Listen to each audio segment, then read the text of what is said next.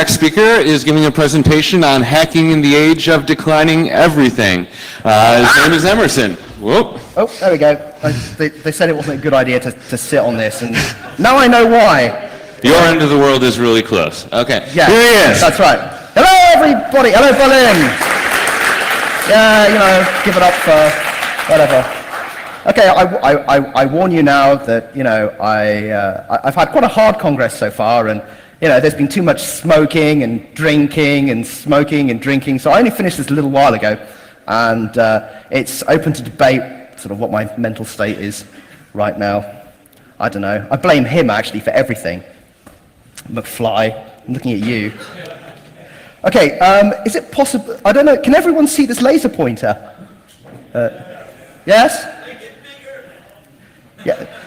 Hang on, I heard a dissenting voice. It said no. Okay, cool.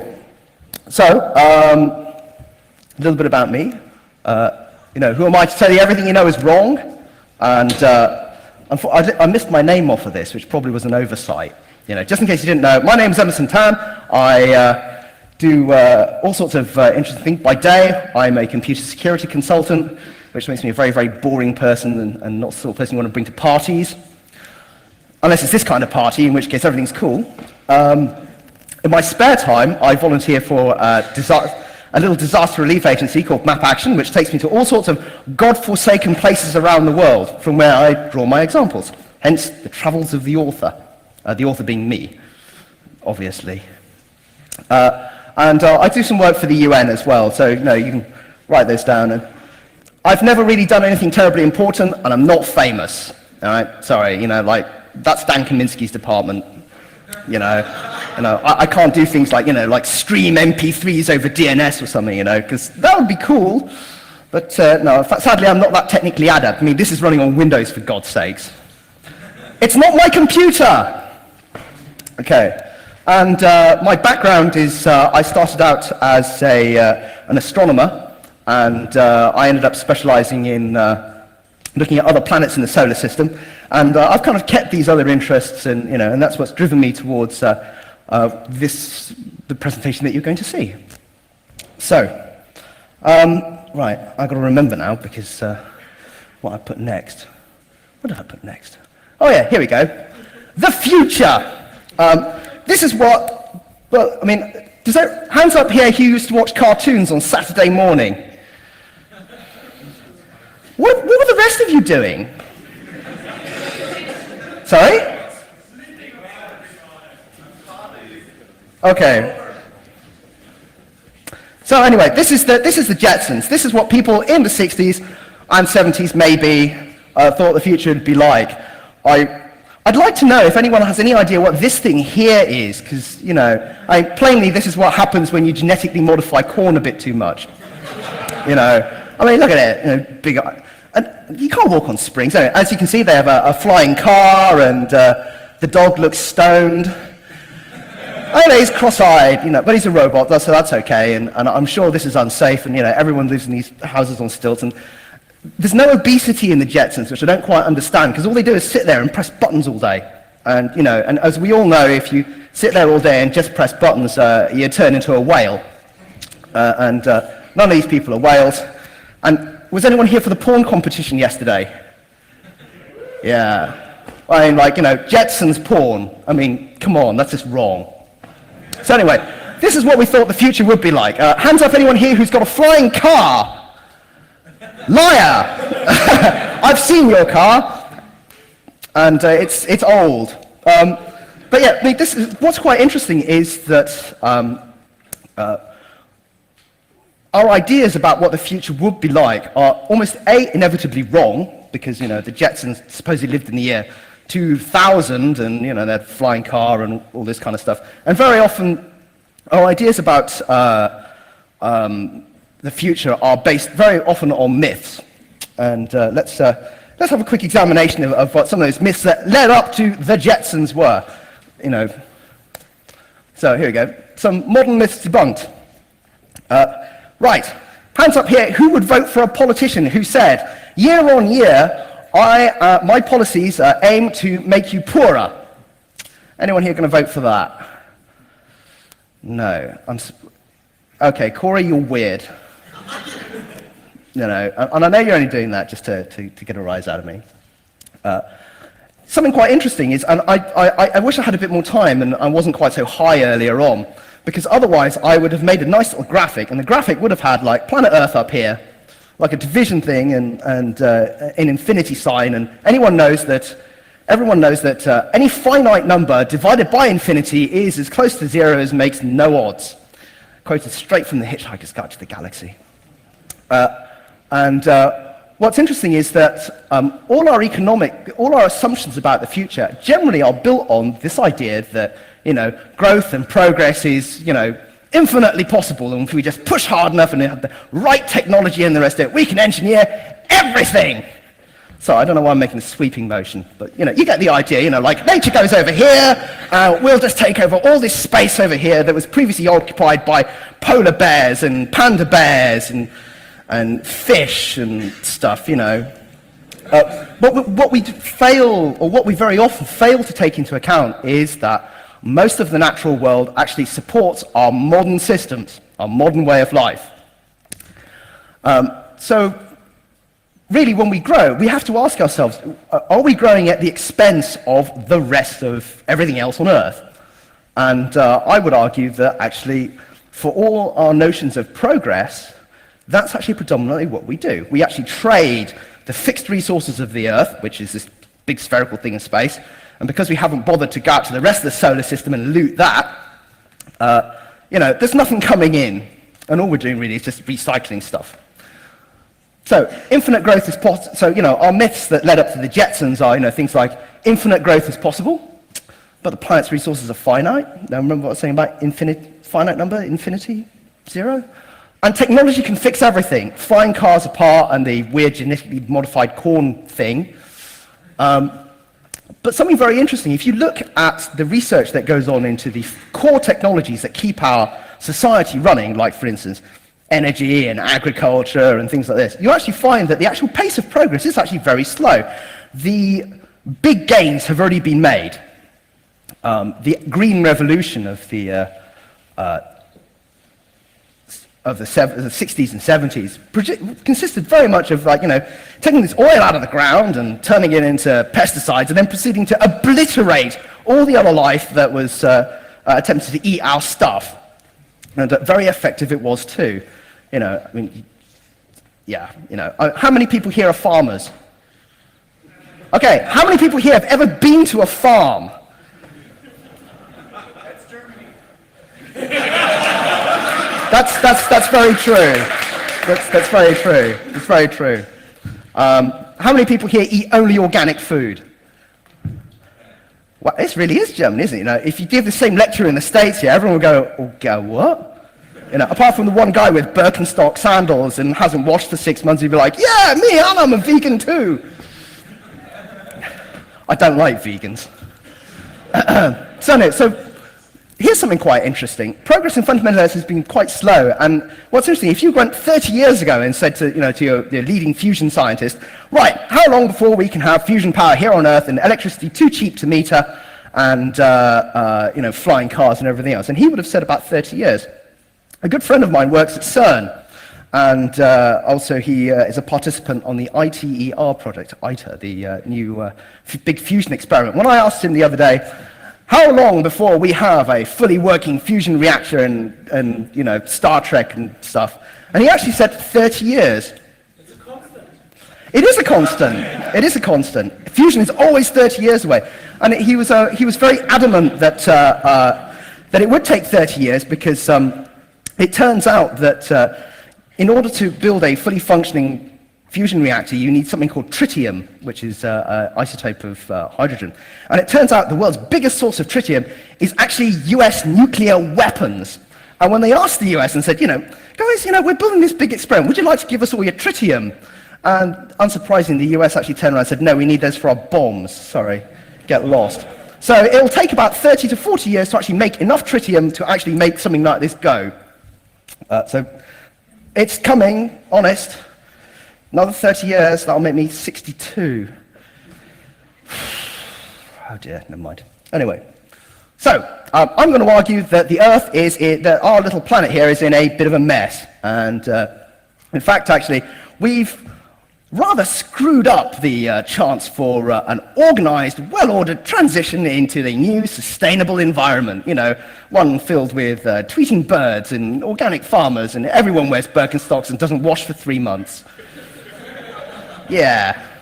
Well, you've seen them, on the TV. They're wittering on about, like organic, sustainable stuff, and and then you realize that, in fact, actually, if you sat in a room full of them and the rest of it, your very delicate, highly polished noses would be like, ugh, you kind of smell of manure. So, we've kind of pushed it quite kind of far in getting to where we are. So we've managed to get to a situation where it appears to be there are a number of convergent crises that look like they're all going to come up and smack us all in the head all at once. Because, it never rains, it only ever pours. And so, we've done something a bit unwise here with the climate, in the course of building all our great things, like my nice Dell computer here, and my, cheap Levi's, and, I don't know, what's this, Terra Mineralwasser, and the rest of it. We've, in the process of creating our lovely consumer society, we have managed to chuck out loads and loads of pollution because, in fact, most of our energy comes from horribly unclean sources like oil, coal, and gas. Coal being the dirtiest, gas being the cleanest, and oddly enough, coal is the dirtiest, coal is the most common, oil is the next most common, and then gas, that's actually what we have least of, but it's the cleanest. So in the course of polluting our planet, we've managed to make it quite hot, and things are going to change. It looks like oil production has actually finally stalled out, and may start declining sometime in the next 10 years or so, which makes everything just way more expensive. And that's a real annoyance, because when everything gets really expensive, you can afford less of it, and then, we're back to toiling in the fields and smelling like manure again. And environmental stresses. We seem to be really good at polluting everything, and in fact, one of the things that's happened, or one of the really interesting things anyway, as far as I'm concerned, is that what we've done is we've actually just exported our really horribly polluting industries away from Europe, so Europe's really clean and green, and our environment is nice, and we just exported the polluting technologies to China instead. So now the Chinese get to suffocate in blinding smog after they've bought our steel mill from Krupp, or what's the name of the other big German steel company? It's like ThyssenKrupp, and there's another one whose name I've totally forgotten. What's really interesting is that up until very, very recently, only in the last year or so, there's been very, very little meaningful preparation or action of any kind. And I don't know, how many of you guys here follow things like, followed the Bali environmental conference? So that's less than 10%. Oh, and well, it's still less than 10%. Sorry. If you read the final declaration that came out of that, you'll notice that there are talks about having more talks, and everybody's going, well, we'll just have to wait for a year until, Bush leaves, and we get some other sort of more environmentally friendly US administration who aren't going to be quite so keen on growth at the expense of everything. But something makes me think that some of these myths, the myths that we saw on the last slide, are so heavily ingrained that it's very unlikely that any democratic government is actually going to risk its neck by actually implementing policies that cause real economic pain. We are locked into this railroad, and it's just sort of speeding on down here towards some sort of really unsustainable, nasty place. And we get to ride the train. Sadly, we don't get to lay the tracks. Yeah, sorry, it's really grim, if you want to go and watch the other talk, which is about, like how to rip people off for loads of money, then, do it. Because, if you're all going to die, you might as well have a good time while you're going to do it, laugh it up, white boy. Good. So, and we've got very little it appears that we've got very little willingness here to actually address some of the underlying issues, like, for instance, exporting our polluting technologies, like, for instance, coercing the Americans and the Chinese and the Indians into actually cleaning up their act. There's very, very little will to do it. And the future definitely will not look like the Jetsons. I don't have my flying car. Everyone apart from Jeff doesn't have their flying car. And, you know, it's very unlikely that we will see robot dogs and you know, like Astro and, you know, that genetically modified weird fluffy thing. The reason their houses are on those big poles is because they've completely destroyed. Yes, that's right. You notice that nobody's feet ever touches their ground in the Jetsons because, you know, like if they touch the ground, all the pollution would just eat them up and, you know, people occasionally fall out of the houses and, you know, it's like, burning, burning. Or something like that. Good one, Seth. I like that. I'll have to somehow make that up. Probably also with porn as well, so I can win that other competition. Burning Jetsons porn. Yes! So here we go. Some environmental stress facts. Quite grim, really. You know, humans appropriate just over 40% of the total photosynthetic production of Earth. That's actually quite a lot if you think about it. I mean, like, how much do you think? How much has anyone here ever heard of that before? Oh, yeah, good, well done. That's one. That's one. We appropriate an awful lot of the Earth's total content, which doesn't actually leave much for everything else. Because we've actually nicked the productive 40%, and the rest of it is kind of like spread out very thinly, you know, like no one's farming deserts and stuff, unless you live in Southern California, in which case you do all sorts of unreasonable things, like try and make the desert bloom.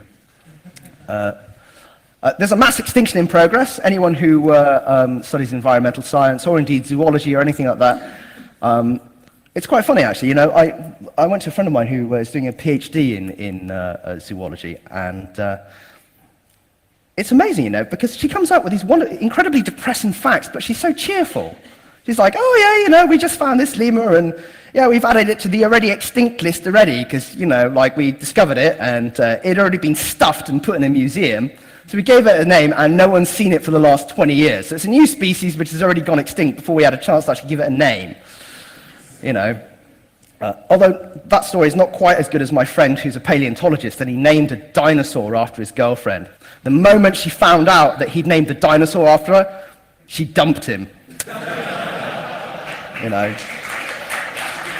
So, you know, note to the wise, never name anything after your girlfriend because, you know, she'll panic, there'll be some commitment thing, and, you know, they'll all fall apart horribly.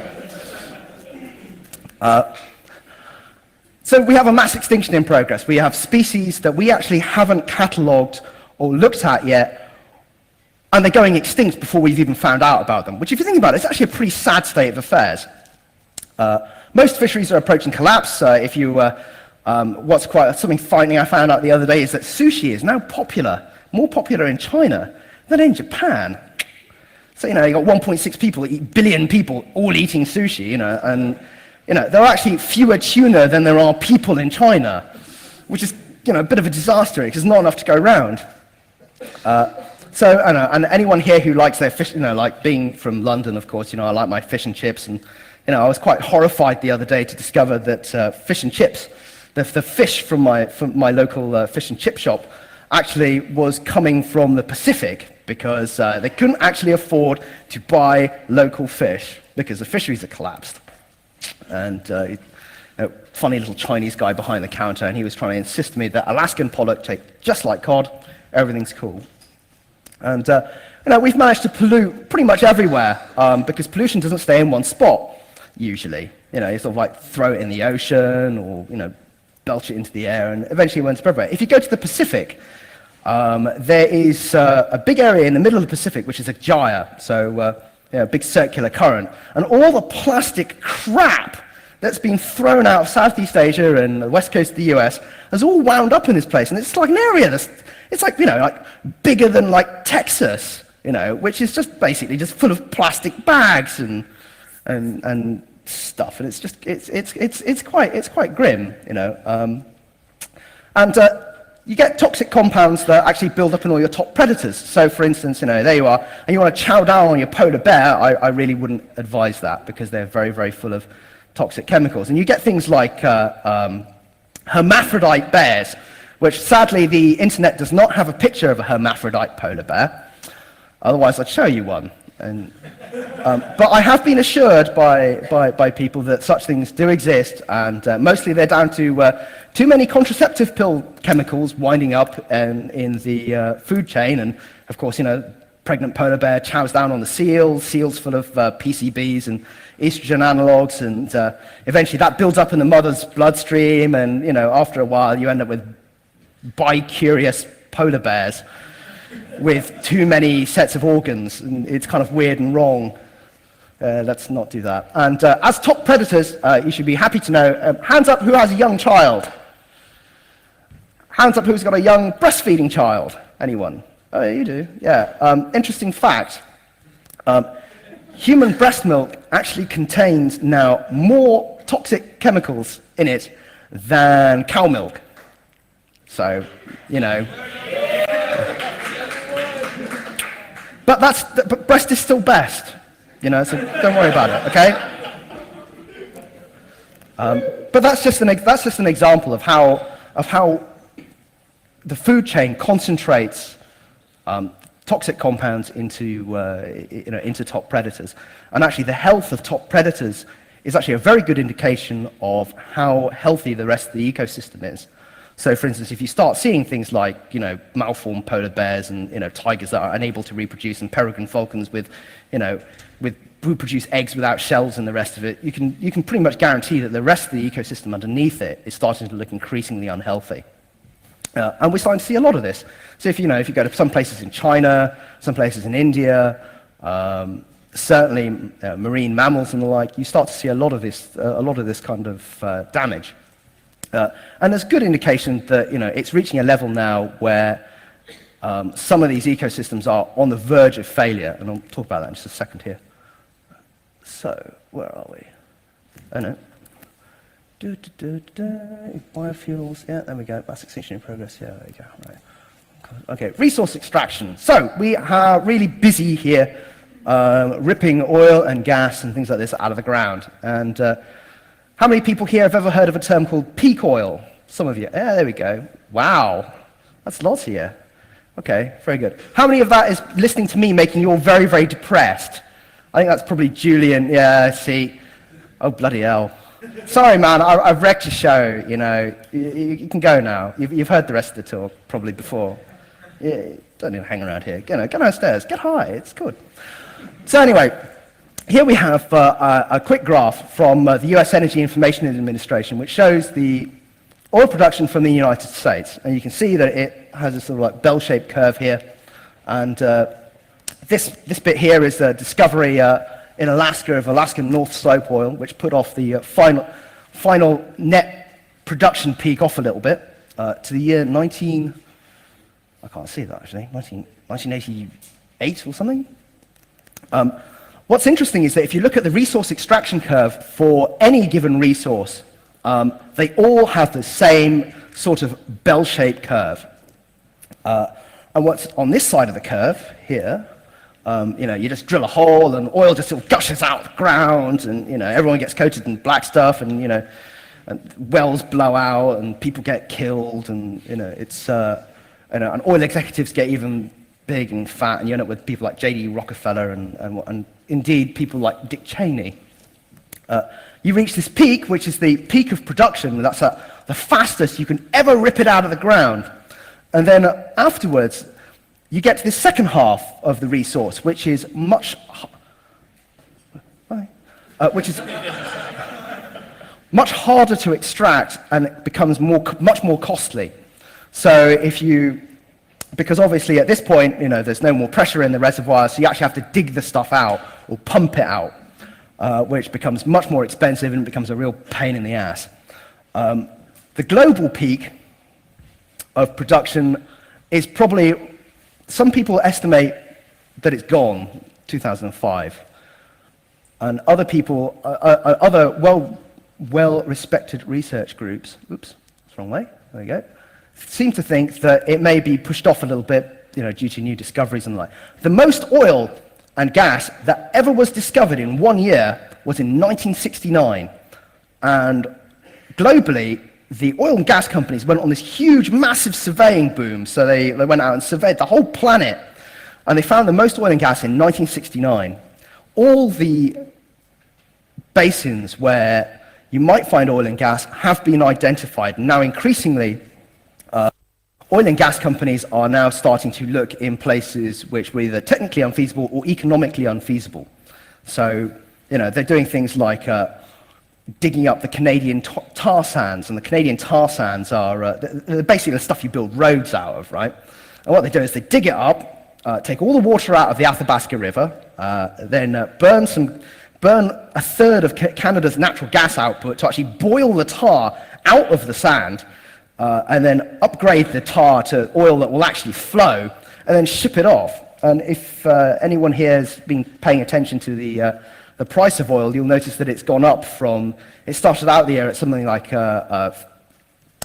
about $40 a barrel, and at one point it became almost $100 a barrel. Some of this is due to the decline of the US dollar, thanks George Bush, and some of it is actually due to, a lot of it is due to skyrocketing demand, this big red line here, which is actually mostly China and India in the developing world.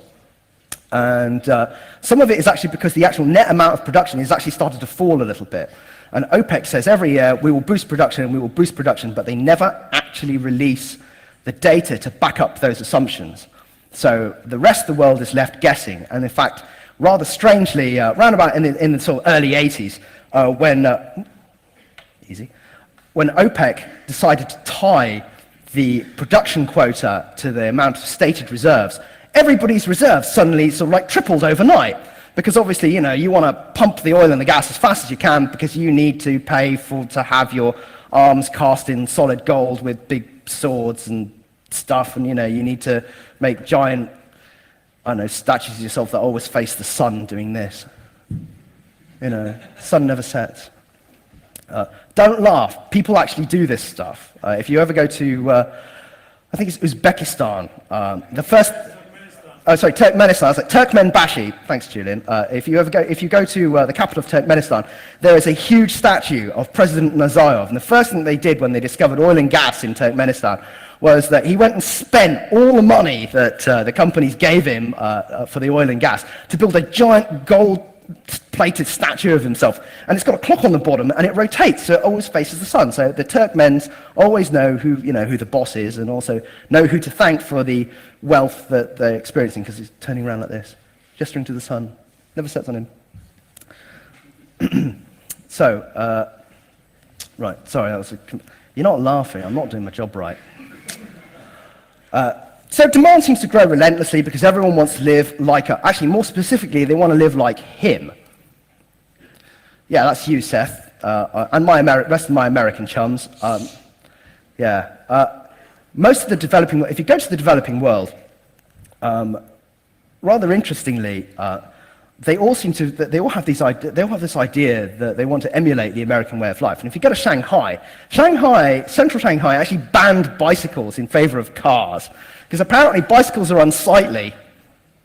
Yeah, I know, mad, isn't it?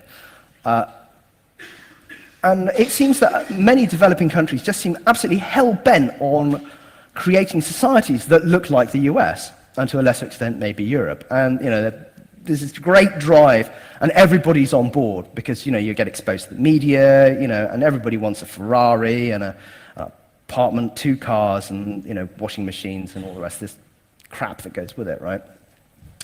But all of that consumption can only really be driven by increasing resource extraction, and also more importantly, increasing energy extraction. We live in the most intense or energy-intense time of human civilization. We use roughly, every year, 400 years worth of fossil fuels, i.e. it took 400 years to accumulate the fossil fuels that we burn in 1 year. So anyway, there we go. So you all understand that. Good. So there we go. Peaking refers to the maximum rate that a resource can be extracted. After this, it's downhill all the way. So everything becomes much more expensive and much dirtier, because obviously you burn the clean, easy-to-use stuff first, and then gradually you wind down, and eventually you come to coal. And then, you want to turn coal into gas by injecting high-pressure temperature steam into coal seams. Gas comes bubbling out. Worrying about peaking oil and gas is no longer the province of cranks and nutcases, like yours truly. If you look at the increasingly, even big Western oil companies like Chevron, BP, and Shell, actually are increasingly saying that, hang on, we think that we can probably extract no more every year than maybe between 84 and 100 million barrels a day, and that's it. After that point, supply does not grow. And they also, a lot of geologists will tell you that you will get to that point, but you will not stay there for very long, because that is the highest you'll ever get. From that point, everything becomes more expensive, more difficult. We really didn't worry about this until now, which is kind of a bit late, because it's already happened, possibly. And with no mitigation plan, the economic crisis is likely to become severe and kind of normal. Hands up, who remembers the Weimar Republic? Oh, come on, were you guys all asleep in history class or something? Hey, what's wrong with you people? Jesus, well, you remember the classic photo, right, of the guy coming out from after being paid, and he's got a wheelbarrow full of Reichsmark, to buy a loaf of bread. Don't be too. Sorry? But you went to school?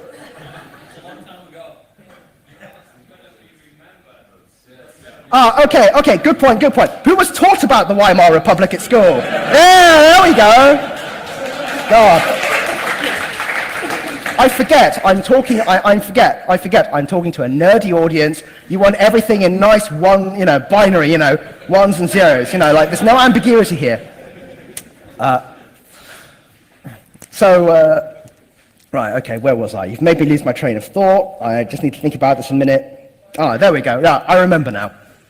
So, but that kind of hyperinflation, although that was for entirely different reasons, there's nothing certain that says that will not happen again in the advanced world. And possibly even a worse condition called stagflation, where your economic output kind of stagnates because you're running out, because you don't have adequate inputs, but at the same time, inflation goes through the roof. So, what eventually happens is your buying power becomes progressively less and you get goods shortages. And in a second here, we will actually see an example of what happened the last time around in Cuba, when exactly that happened. So where are we? Climate change, debate's over. Humans are making the climate too warm. How many people here do not believe that humans are responsible for mucking around with the climate? Anyone? Okay, one or two dissenting voices. Jeff, you're an asshole, so I'm not going to count you. So that's one. It's a German and European audience, so that doesn't surprise me anymore. If I was giving this talk in the US at, say, DEF CON, I'd be booed off the stage. Fucking hippie! Get off! We want to play the TCP/IP drinking game! And, I'd be pelted with stuff until sort of hounded out into the hot desert air to shrivel up and die. As far as we're concerned, debate is over. Humans are causing the climate to warm up. Our models produce results that broadly approximate reality. But the models seem to underestimate the sensitivity of some of these systems. So, for instance, Arctic ice loss last year and 3 years before that appeared to be running something like 3 to 5 times ahead of our worst-case scenario in most of our models. So the Hadley Centre in the UK, which is part of the UK Met Office, their best model says that we should have had more ice in the last 2 years in the summer than we actually had, which suggests that, in fact, actually the system is much more sensitive. People reckon, my friends at the British Antarctic Survey reckon, that you should be able to sail over the pole by about 2012, so there'll be no ice at all in the summer. It seems to indicate that our worst-case scenarios seem increasingly likely. due to that lack of political will and, you know, not electing people who say year on year you're going to use less energy and you're going to be a little bit poorer and you're going to have to eat organic food and wear Birkenstocks and be a bit more of a hippie or something like that. Yeah, you get the idea. Here we go. It's going to get hot. So where it says low growth, moderate growth, high growth, these refer to the IPCC scenarios from the IPCC synthesis report. The growth refers to the growth in CO2 emissions, which obviously, given that CO2 emissions seem to rise in lockstep with economic growth, you know, the faster your economy grows, you know, the more crap you throw into the air whilst you try and make all your nice computers and bottles and clothes and stuff. You know, disposable little plastic trinkets, you know, Care Bears, stuff like that. If you look on this side, you have to remember that this report is very conservative. So the system may be sensitive enough that this bottom scenario here, where everything gets really, really, really freaking hot, may actually be a lot closer than we think. Simply because if you push the climate beyond some tipping points, the other systems that keep the climate cool and stable disappear. I'll relate a quick story about dinosaurs, because I like dinosaurs. And hands up here who doesn't like dinosaurs? Doesn't like dinosaurs. All right, you're weird and you're wrong, because dinosaurs are cool.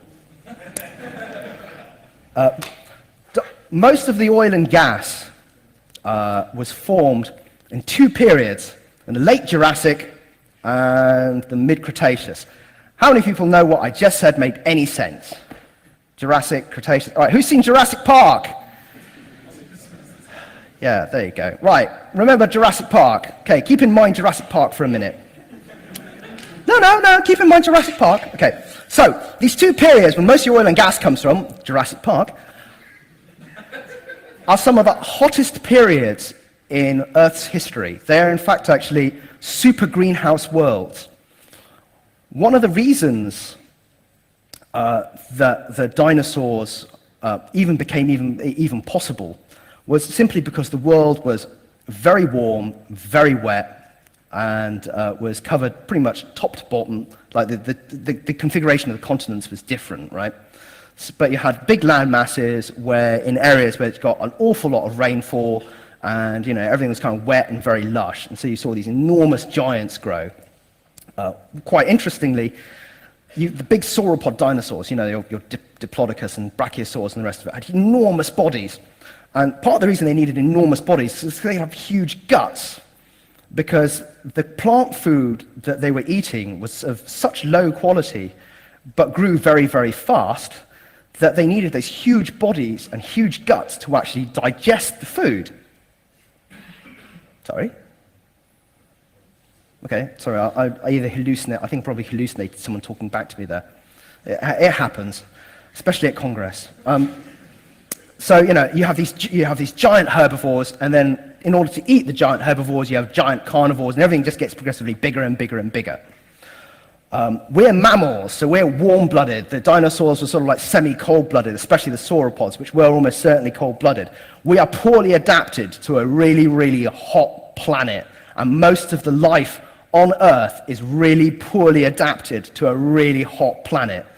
Back in the age of the dinosaurs, when our oil and gas formed, ocean circulation shut down, and that's how all of the plankton and other crap that fell into the oceans actually didn't rot and actually was stored there. The carbon was stored there, effectively then becoming our oil and gas after, you know, several 100 million years. It was warm enough that you could go skinny dipping at the North Pole in the age of the dinosaurs.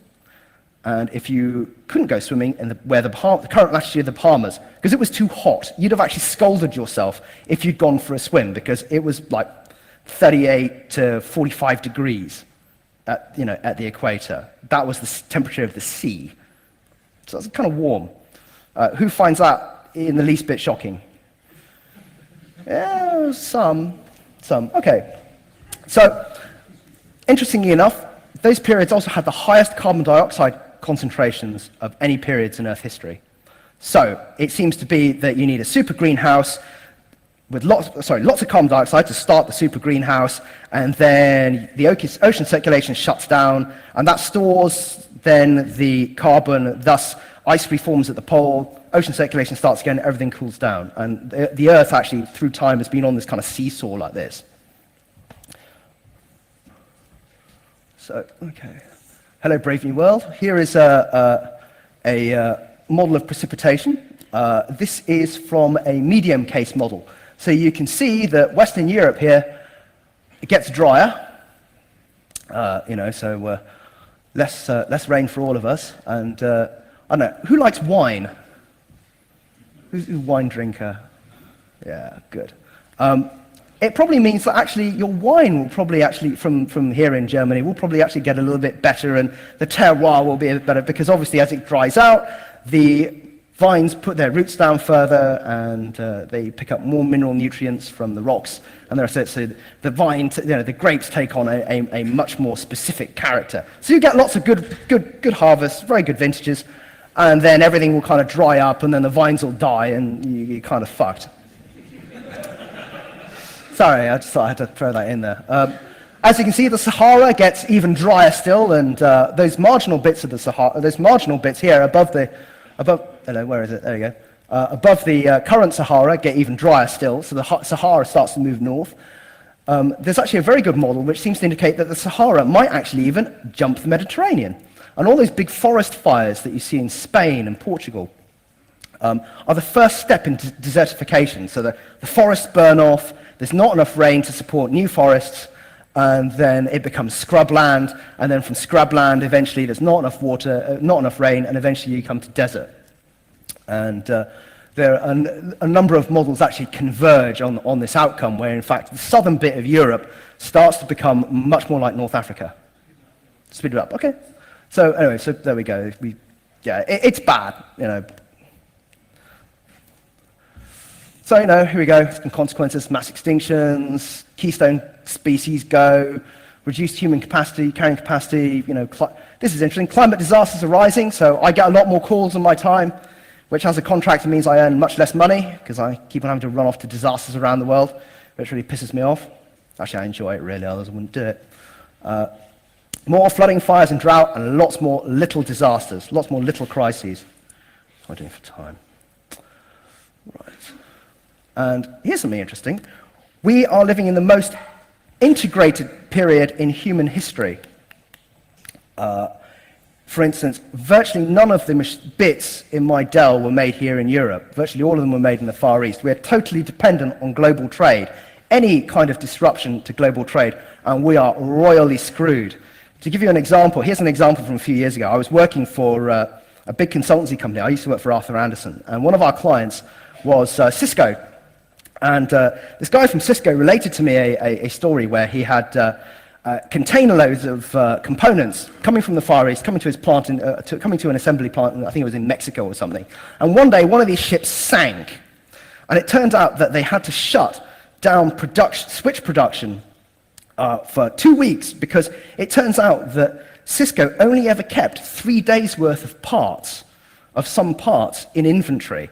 So, of course, when the ship sank, of course, like the supply of key parts just dried up, and because they had to book parts that were they only had to book parts which they held in inventory and weren't in transit on their books. It was a squeeze to try and get more efficiency out of the system. So what happened was it became very, very, very efficient, but also very brittle. You understand what I mean by brittle? Yeah? No. Fragile, breaks easily. System can't withstand any disruption. Previous periods of high integration, people like the Romans, the Romans were very dependent on corn and grain from North Africa, and when that trade collapsed, everyone got really poor, and we had the Dark Ages. The classical Maya were very dependent on their other neighbors, and when their civilization fell apart, that was pretty catastrophic, and they actually lost the ability to do things like write and build big structures and things, and end up in little villages just farming.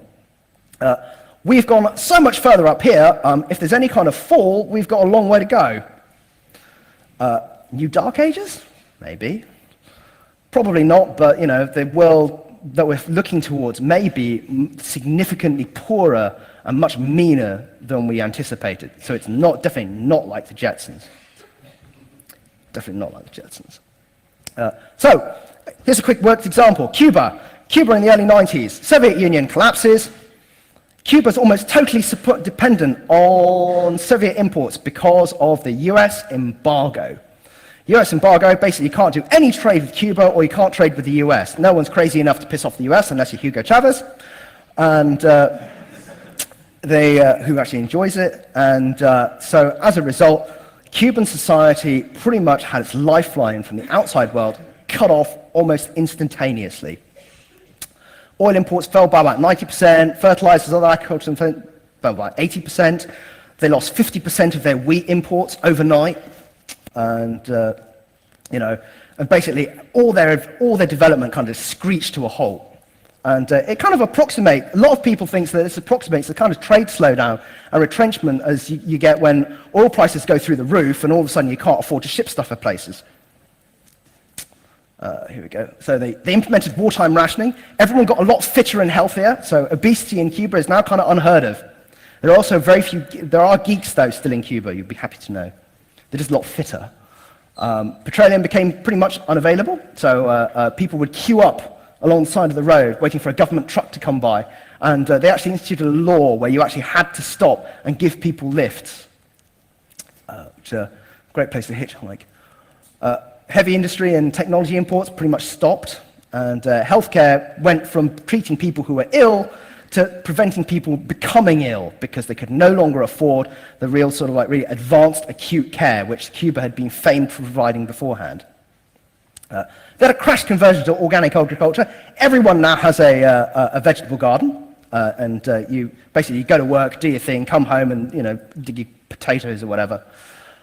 They moved to biological pest control. Cuba still is stalked by the threat of famine. So if, for instance, there was a hurricane or any other kind of real serious disruption, it is likely you would see a short-term famine in Cuba without external aid. And all this is only possible because, crushing state control, really. I mean, Fidel, it is one of, Transparency International rates it is one of the most unfree places on earth. But all of this was only possible because of crushing state control. All of these things were mandated by the central government. In a less ordered society, other things might happen, which I'll show you next. Cuban hacking. So yeah, the Cubans actually became very adept at keeping everything from before the embargo going. So you see some very odd things. Ancient cars, 1950s Chevrolets and Cadillacs, with Lada engines or tractor engines bolted to them. Weird fusions, like for instance, there was this great thing that I saw, which the guy wouldn't let me take a photo of it, but it's an old 1950s American Frigidaire refrigerator repaired with parts from a Cadillac. So it is in fact actually a Cadillac refrigerator. It's like kind of half an engine kind of bolted to the side, and it looks very, very weird. The guy was very, very proud of it, and he had no formal education at all. No parts and resource make for weird and wrong engineering. Everything is recycled, so like you throw away your old refrigerator, and like vultures, people descend upon it and rip it apart, and all the bits get recycled and something else weird and wrong. And there's just more limitations to overcome. East Africa, I spent some time in northern Kenya and Somalia, having 12-year-olds wave rocket-propelled grenades under my nose, which wasn't a lot of fun. Most of East Africa is effectively priced out of the oil and technology markets, so development kind of stalled and started going backwards. They're all dependent on food aid. Chronic drought made everything worse, and they are weak governments and dictators, and so you saw this descent into lawlessness.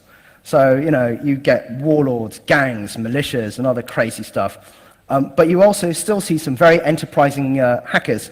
This one guy had taken 2 old alternators out of an old Russian tank and had built a power station for his village out of the remains of a smashed Toyota truck, these 2 alternators and a home-wound rectifier, which I thought was quite impressive. And that was in Somalia. That's how they kept power going there. Thank God, though, however, there was no, in East Africa, there's no Tina Turner. This actually should be a Toyota truck with a 50 caliber machine gun mounted on the back of it, because that's what they substitutes for a tank there. Hackers, yeah, you've seen this before from Breeze Talk. Hackers probably make bad farmers, so you're going to need to find something else useful to do. But not to worry, there's plenty to do. If everything goes to hell in a handbasket economically, you will have loads of opportunities to actually become the keystone members of whatever society comes next, because you have the knowledge to turn all the broken old stuff into something new and useful. Yeah? Normal engineers do not get trained to do that. You have the right attitude and know how to do it, because you do it every day.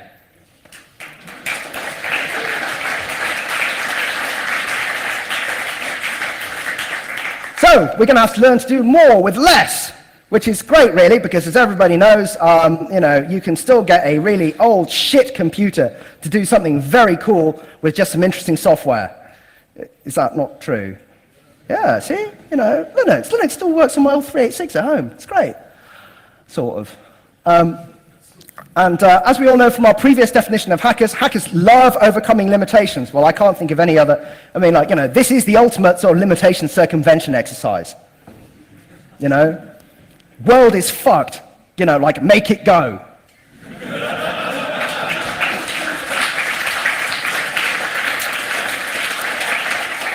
So, some key skills after the end of everything. Here we go. So you're going to have to learn to teach. You have to learn how to teach people how to hack their environment into somewhere where they can actually live with just the rubbish that was left from beforehand. Basic technical knowledge, you're probably going to need some of that, so I suggest hoarding books on electrical engineering and sort of basic mechanics. Appropriate technology. Who went to Breeze Talk? How many people downloaded Breeze Talk? It's not available yet. Oh, okay, all right. How many people want to download Breeze Talk? Yeah, there we go, much better. See? Wow, you don't pay much attention, do you? Okay, look it up. Lame. Pay a fee to the CCC, join. Magazines like Make are really quite interesting because they actually teach people those key skills, those key construct it, build it, make it yourself skills, which, ignoring the idea of hackers being this very narrow, yeah, there you go, narrow thing about breaking into stuff. If you think about circumventing limitations and just doing interesting things with technology, Make is brilliant. Oh, are we under attack by Klingons or something? Okay, so anyway, yeah, my time is up, so just apply the hacker's attitude to everything and you'll be fine, and just remember that attitude is everything. If you stay positive and learn some of the, and make sure that you have those key skills and key understandings and keep an eye on the situation, you will prosper. You will become the master in that master-blaster relationship, but without the fat guy and no chainsaw and no Tina Turner. Okay, and that's it.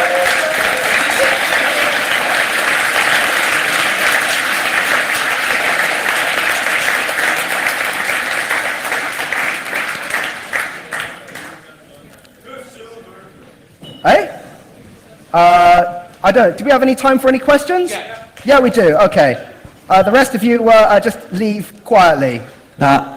My question is very simple. If you will be the president of the United States and you will be to control the price of tax on oil, what would be the ideal price per liter that you would somehow put in practice? Per liter. Oil. I know that you have gallons, but in Europe we have liters, which is No, I live in London. I do liters. Okay. It's cool.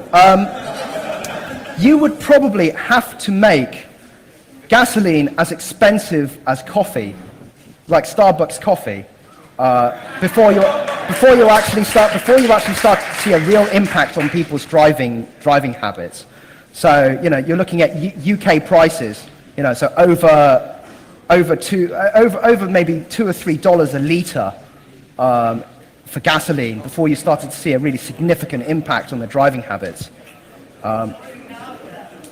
Yeah, and you're starting to see it. You're starting to see it happen now. Okay, anyone else? Any other questions? Yeah, this chap here. Do you really think that there's no hope that technology could save us? For example, with the Earth X Prize helping along innovation. The problem is that it's one of time. If we had the Earth X Prize 30 years ago, yes, you could do it because it takes time to build the systems. And the problem that we've got is that a lot of the changes have a lot of inertia built, have a lot of momentum built into them. So we've already pushed, because we've already given it an initial shove, the system now has so much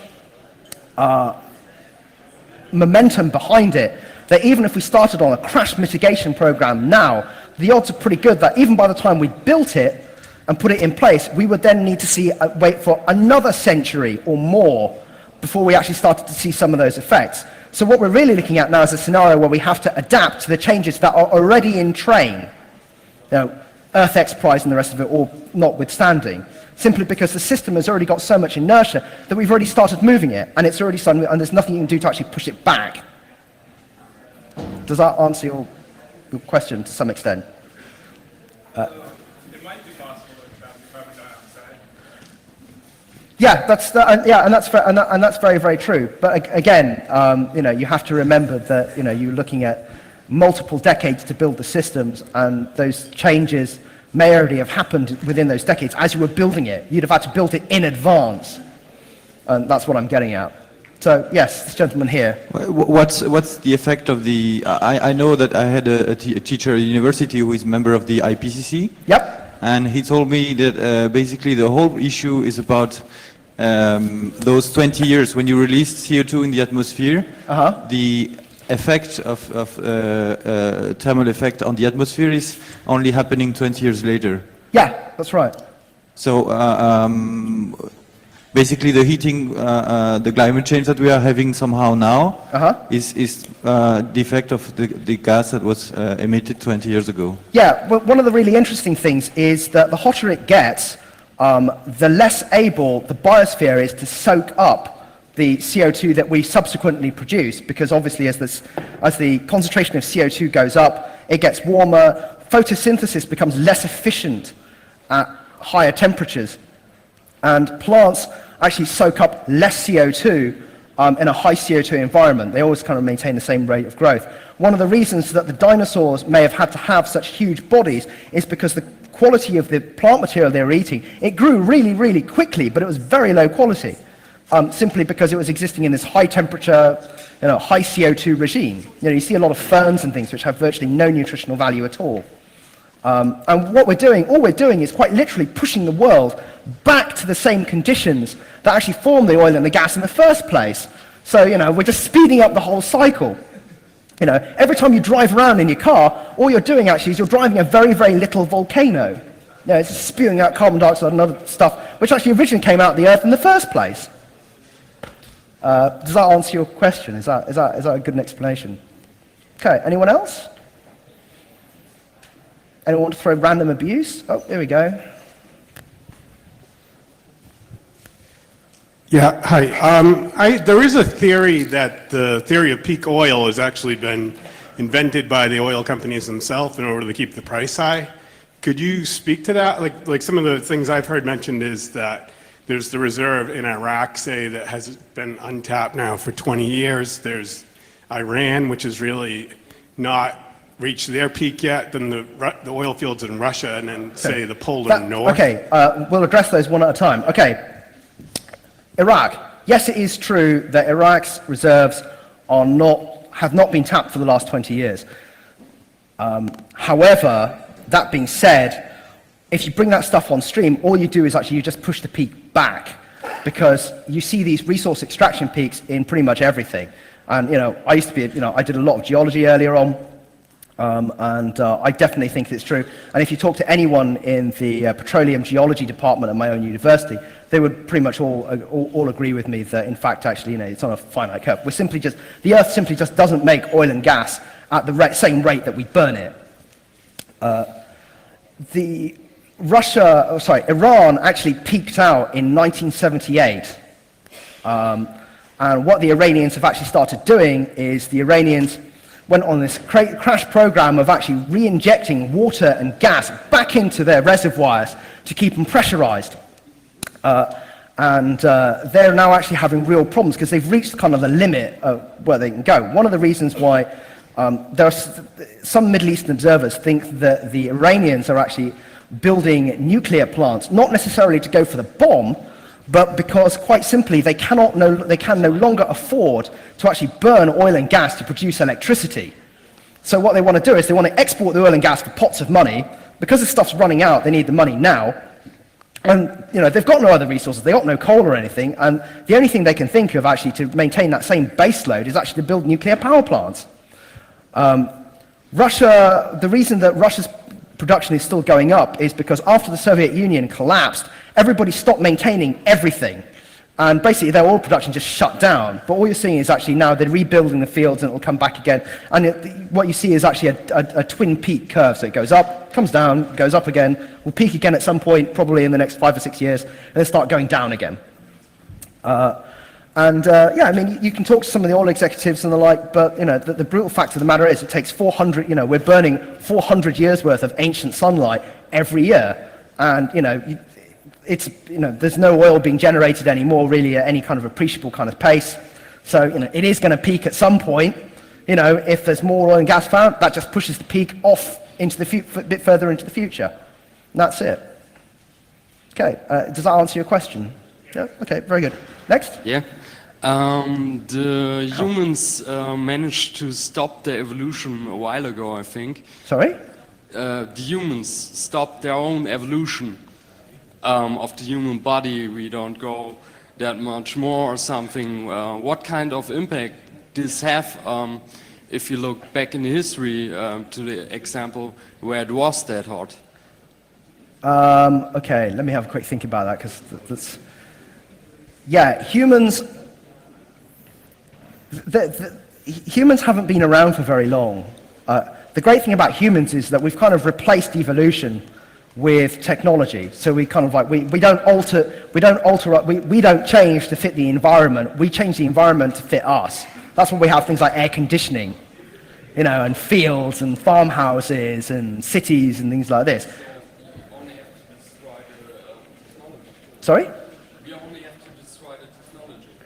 Well, it's quite interesting, actually. There are an increasing number of fairly extreme green types who actually seem to think that detechnologizing everything actually is the only way forward. And what they don't, they have this odd Rousseau-like view of the noble savage, where, it was perfectly okay to run around making the megafauna extinct wearing nothing but a fur loincloth, and chasing Raquel Welch around, 1 million years BC. And that was fine because, everything was hunky-dory back then. But in fact, what anthropologists have found is that hunter-gatherer societies are even more conflict-oriented than our societies. They had death rates that approximated World War II battlefields. So, you have these, guys in loincloths or whatever, and they're busy killing each other when they're not busy killing the local megafauna. And you can actually see humans spreading across the land, and actually, the first thing that happens is that the megafauna goes extinct as we go hunt it, and then population pressure then drives us towards a state of almost perpetual warfare. And actually, agriculture and civilization actually and technology at that point actually look like the things that actually prevent us from wiping each other out. Because what they do is effectively we then take natural resource and convert it into more carrying capacity, so you can support more people without having to go kill each other. That probably wasn't answering your question, was it? I don't know. Come find me afterwards, I'll buy you a drink and it'll be cool. One last question? Okay, we have one last question from, this is bad, Mr. Difficult, I know him. So the one route I potentially see out of the nightmare scenario at the moment, so we saw Drew Endy's talk a couple of days ago on synthetic biology and some of the advances that are coming out of that, and the incredible sort of above Moore's law speed with which the capabilities in that area are now increasing. Do you have any thoughts on potential ways that genetic engineering could give us ways to improve photosynthesis, bring carbon levels down, improve food supply and use that as a workaround for some of these limitations? Yeah, that's actually a very good point. Craig Ventnor, I mean, like, maybe a little bit of background is required here. Craig Ventnor, the guy who was responsible for sequencing the human genome, has a research institute, and what they're doing is they're working on synthetic biology. So the idea is that, you know, I build a cell from scratch out of bits of other cells that I've, you know, out of bits of other genomes that I've discovered all over the place, and some that I've created by myself. Yes, we can do that. We can do a lot of things to actually get ourselves out of the mess. The problem is that you have to do all of them all at once, because quite simply, because the system has a lot of inertia behind it, because you've already pushed it, we actually need to basically step on the gas. Sorry, step on the gasoline accelerator. There we go. It's something that everyone understands. On researching these technologies, because the lead times for the technology are potentially quite long. And there are also risks associated with releasing completely synthetic organisms into the environment as a whole.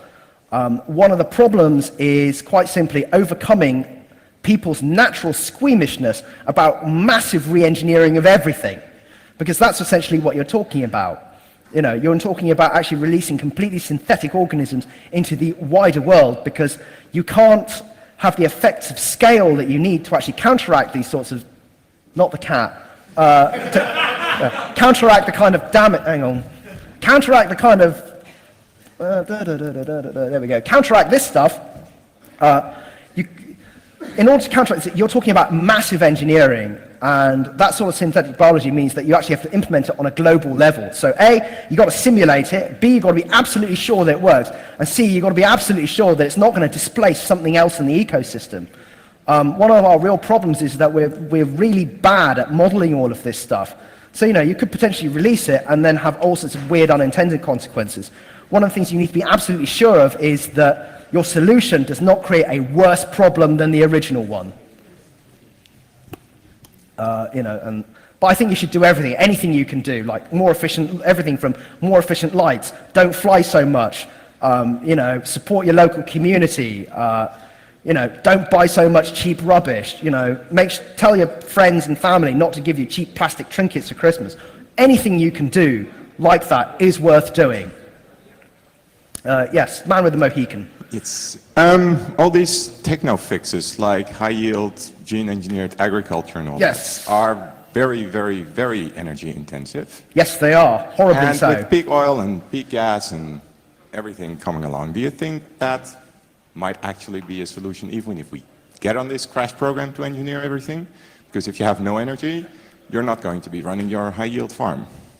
Yeah, that's very good. That's a very, very good point. The net energy return on investment, so in other words, the amount of energy you put in to generate something, to generate a given unit of, you know, say bioethanol or something, very often actually, at present, especially in the US, you actually have to put more fossil fuel into the system than you actually get bioethanol out, which sounds a lot like a subsidy to me. Yeah, or just stupid, take your pick. But yeah, that's very, very true. And one of the things that we don't spend enough time on is actually talking about efficiency. You know, we don't design robust systems to be more efficient. You know, you see some half-hearted things like replacing incandescent light bulbs with low-energy ones.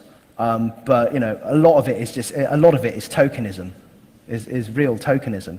And in fact, actually, our societal unwillingness to confront the idea that we might actually have to live in a lower energy environment, and what some of those changes will entail, actually impedes us actually having a sensible debate about what the right way forward is. You know, the human mind really wants to latch onto this idea of a fix, or that there's something that we can do that's pain-free and hardship-free, that will get you across to some promised land. And humans always have, you know, I mean, we're natural optimists, you know, but you know, the brutal fact of the matter is that the world might not be so accommodating, you know, and it's actually a psychological change that you need to make inside of yourself, rather than hoping and praying that the world will actually accommodate your worldview. I don't know if that didn't answer your question at all, did it? Did it? Oh, okay. some extent. Anything else? Anyone else?